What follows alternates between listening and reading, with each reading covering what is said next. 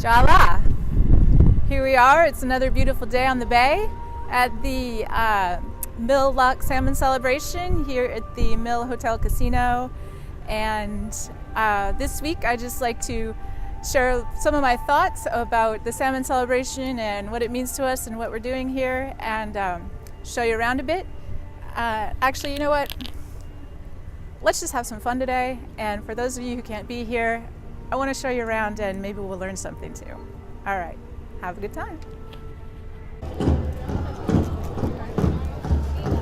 There's a really good looking line for salmon dinners. And the canoes are in action. Lots of rowing on the water today. Tribal members and people from the community and visitors taking part. We've got the salmon baking over here. Let's get a close up of there. We have some attendees. So how many of these do you think you're going to do today? I got a total of 3,000 pounds for both days. So today we'll probably do around the 1,200 pound range. All right, sounds good.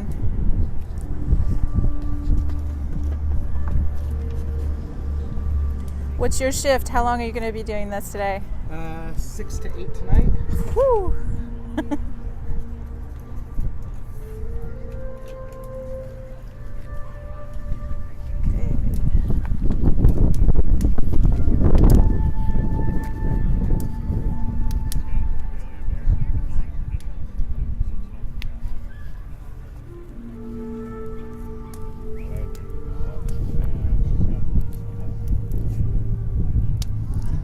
Salmon is considered our cousin. They make sacrifices every year for our survival.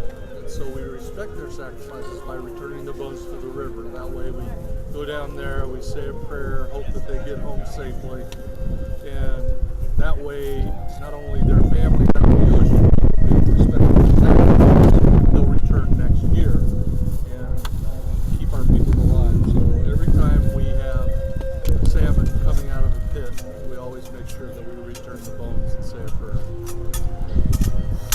All right, here's the fun part. All right, let's go.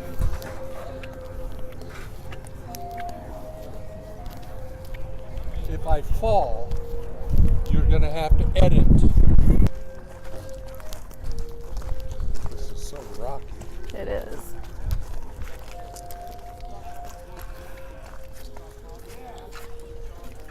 And I will turn around this way, that way you can get the bay. Okay. Back. Okay, great.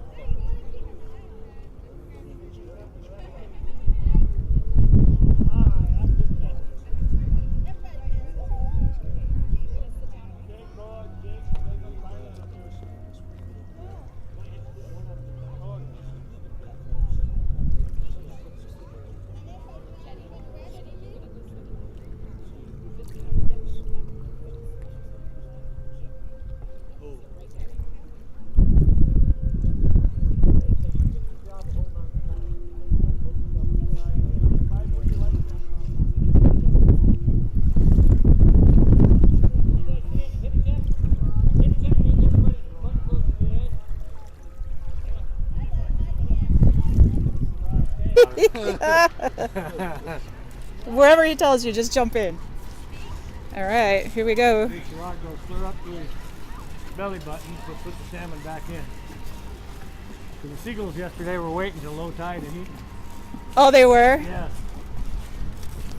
we do it. Well, they're smart birds. So, there's Jason out there. But putting the salmon bones into the Where do you want water. them, back there in the back? There we go. We'll fill up these front Hey. seats. Got some more fuller. Some of my guys are gonna come. Okay.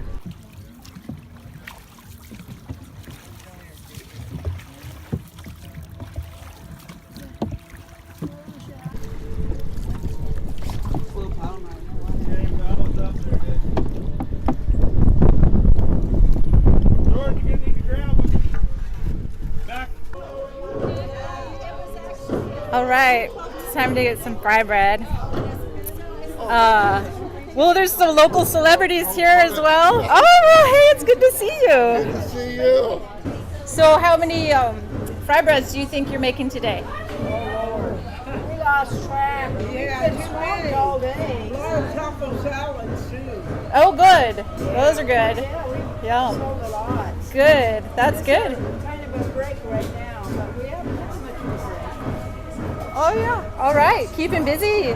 Oh, yeah. Bringing in the cash and Oh, yeah. building up that elders fund. Oh, yeah. Yeah. Great. All right. Back Super. at it again tomorrow. Let's see. What did you get on your fry bread? Sugar, sugar, sugar. Let's see some huckleberry butter as well. Butter, huckleberry, butter, and powdered sugar. All sugar.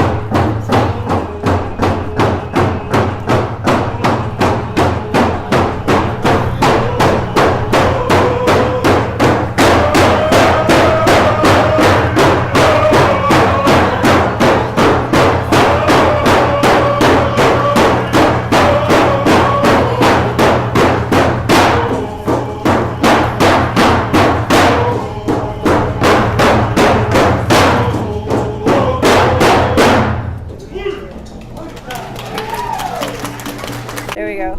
Daisila, Shrad Junker Sinsen U, Miluk Ka'u. Hi, I'm Shrad Junker. I'm Miluk Coquel. And I'm just going to talk a little bit about this Chinook style canoe and how it ended up here in Coos Bay, or this style ended up here in Coos Bay, and kind of what some of the basic components are of this canoe. So this is what we call a Chinook style canoe.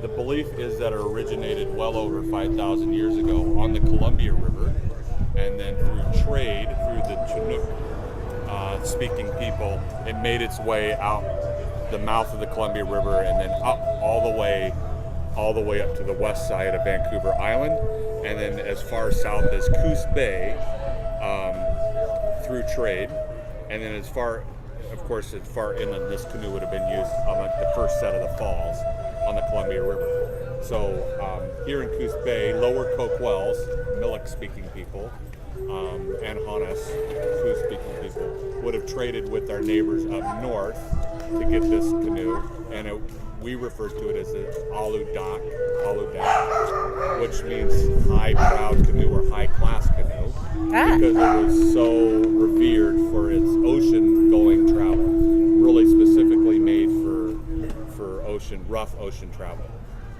So if you look at this canoe here, this canoe is a Johnson family canoe from some Chinook tribal members up north, and its name is Yakanim. And if you look at the prow, this is a cutwater prow, right? This is the doe or the wolf's head, right? The shape of this, but it's a cutwater prow. So if you have a wave coming this way, it should hit this prow and peel off. It should cut through the wave. This right here, this little nodule here, is the heart of the canoe. So it's, although this is not a traditional dugout canoe, this is a marine grade plywood canoe with carved attachments on it, and it's made aesthetically and from the lines of an old dugout canoe from the Oregon Historical Society. Now, if you look at the stern here, it's the same thing as well. It's a cutwater stern.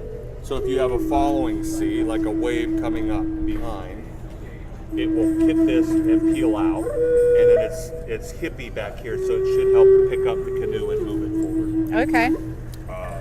The sides are at 22 degrees. Sides are at 22 degrees here. So you have flare, right? So when it comes here, the initial stability, it feels a little tippy, but if it starts to go over or starts to lean, it's going to start displacing more water.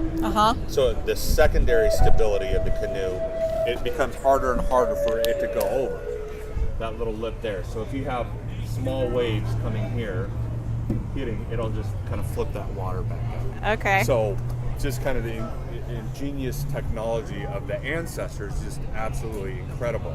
So when the first Bostons came over, men from Boston, right? The first white people were called Bostons, Bostonais, because they were men on ships from Boston, right? When they went back to Boston, they completely redesigned their ships after seeing our canoes. And that's how you get the clipper ship. So if you look at the clipper ship, you see the cutwater prow and so that's how the clipper ship came to be. So, what about the color? You talked a little bit about, how this was modeled after the dugout canoe, but can you tell us about what the colors mean? Okay, so this is just what has been, of course, all this is stuff that's been told to me, so it shouldn't stop other people from researching these canoes so we can gather more history about it. Okay, good, yeah, good. Of course, these canoes were made out of an entire one log, right? An old growth log, 300 to 500 years old, and needed that to get the right width. But making that canoe, you would have to carve it in a round and then be able to steam it out like that, right?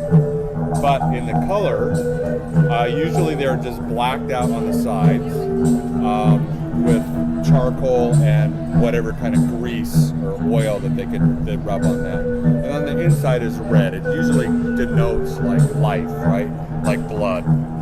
So lifeblood, So usually black on the side.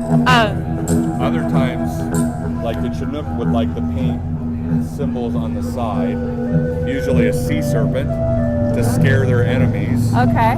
Sometimes they would even paint stuff on there and then paint over it so that they know it's on there. So it's just that kind of gives it a little more spiritual energy. What about gray? What's that? What about gray? Oh, gray, yeah. Okay, so if you were planning a raid or a war party, you would paint your canoe gray because you would be coming in real early in the morning in the fog, and you'd want that canoe to be camouflaged in that fog. So if you paint your canoes gray, you just got to be ready for a fight. Right, or be really sneaky. Yeah. Right, that's really cool. All right, hopefully that helped. Yeah, well, thank you so much. There you go. Okay, here we go. There's the rundown. There's the canoe. I tried my